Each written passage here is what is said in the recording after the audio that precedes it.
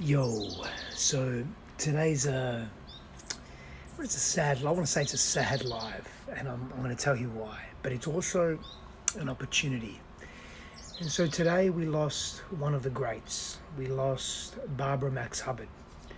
She passed away, I believe, in the early hours of this morning. And if you don't know who Barbara Max Hubbard is, she is a revolutionary, the first nominated female vice president, just an exceptional human being, wrote many different books, had a really beautiful and strong vision for humanity, and had a vision for how we could be different as a collective, as a society, more inclusive, deeper connected, more efficient socioeconomic systems, less cultural disparity, just an epic human being who did so much and contributed so much to this world. And so today's theme is on death, and not just death of a person, but also death of an idea, death of a state, death of being a particular way. And what do we do when we experience death, this perceived ending? We celebrate it. And we celebrate death by honoring the process, honoring ourselves, and honoring where we've come from, and finally honoring where we're going. So 4 aptitudes of honoring self, honoring the process itself, honoring where we've come from, and honoring where we are going. We don't mourn death. No, let me rephrase that. We don't remain in the mourning of death. Because if we remain in the mourning of death, we're remaining stuck in life. We are losing ourselves, and we are losing our capacity to experience the wonder of life. And so what do we do with death? We celebrate it. As we celebrate the life of someone like Barbara Max Hubbard, and of course there are millions of people that have died today. Every single one of those souls just as significant as the other. There are so many people that die of starvation and poverty and pain every day. Now, when we celebrate the individual and the mark they left on the world, irrespective of what capacity, in what capacity or how, when we do that and we honor who they are and we celebrate their mark on the world, we're doing something.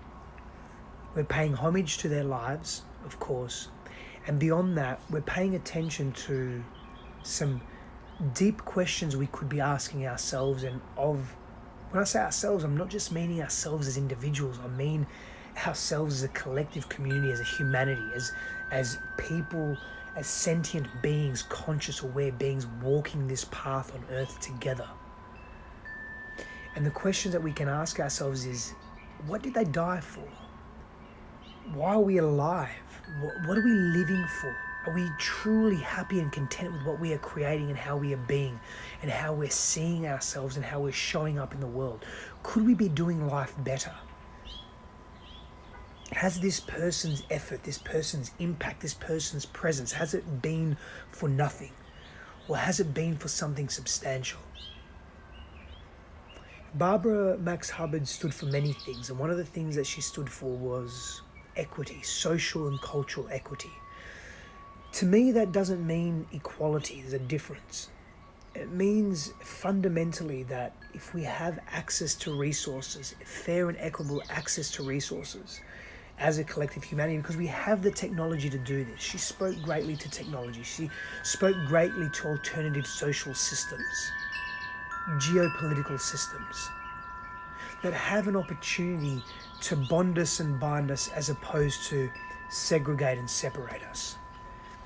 And so when we look at this, we think to ourselves, wow, how can we be different? How can we also relish in what's working and do more of that? And so let's celebrate the death of others by honoring their presence, honoring their message, honoring who and what they want to be. She left us suddenly. She went in for a knee operation and didn't come out. And this happens sometimes in life. And maybe death is also a reality check. It's an opportunity for us to see ourselves for the mortal beings that we are and to say, wow, am I really taking advantage of what life is giving me? Am I really taking advantage of everything in my life right now? Am I acting with integrity? Am I congruent in myself? Am I really, really taking advantage of this thing called life? Maybe death's an opportunity for a reality check as well. Wherever you are in your world, whatever you're facing, whatever you're experiencing, know that every opportunity is an opportunity to live fully and in an empowered state of being. And that means that how you direct your actions and choices is really so much up to you. How you think about yourself, the world, and others is so much up to you. And so don't let death be finality in terms of taking away your power. Let death be the ending of something old so that you may create space in your world to commence something new. Power and blessings on your journey, beautiful people. I'll see you again soon.